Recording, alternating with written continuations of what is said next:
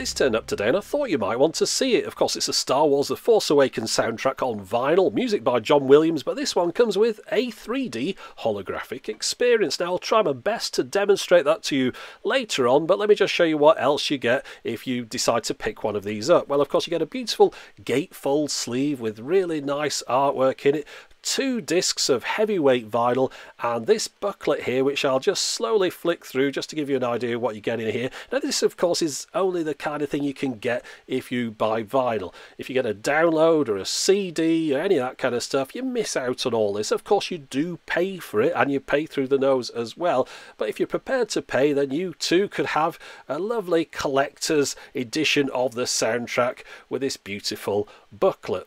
Let's just have a look at one of these 2 discs that we've got. So of course, as I mentioned, heavyweight vinyl.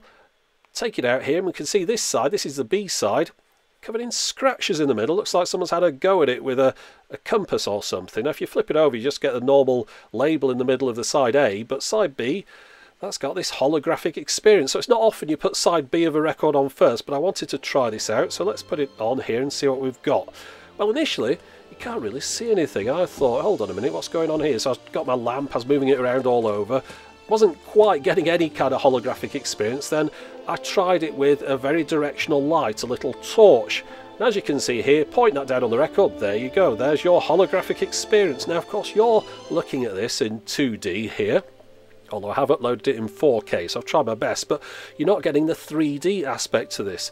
These things actually look like they're hovering. The one at the back looks like it's hovering above the record, and the one at the front looks like it's down inside the record somewhere. I'm pinching now where approximately it looks to my eyes when I'm looking at the record. So this is a rotating TIE fighter. Now it rotates when the record rotates. If you were to stop the disc, the TIE fighter stops rotating, but it's still there. It isn't the rotation that makes it appear, it's just the way the light shines on those etchings in the centre of the disc. And as you can see, I move the light around, the TIE fighters move around as well.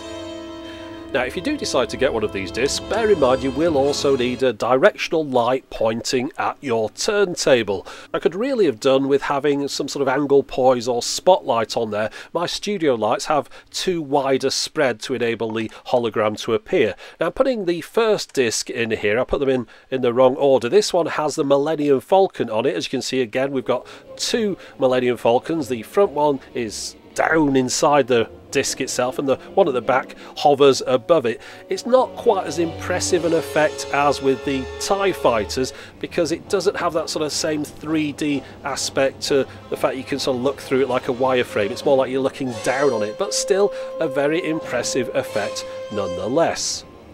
Now, if you're thinking what happens when the record reaches its end, well, your stylus won't scratch all across the hologram area. No, there's a locked loop at the end, so it just stays there until you lift the arm off the record. Now, you might also be wondering what would happen if you put this on a vertical record player. At least perhaps one person out there is wondering that. Well, it works on that as well, of course. It doesn't really matter what you're playing it on, as long as you've got a light pointing at it from the right angle. Now, if you tire of those holograms, which I'm sure you're not going to do, but if you do, don't worry, you've still got a brilliant soundtrack from John Williams. I'm afraid I've had to talk all over it for copyright reasons, but I think you know how this one goes anyway. But that's it for the moment. As always, thanks for watching.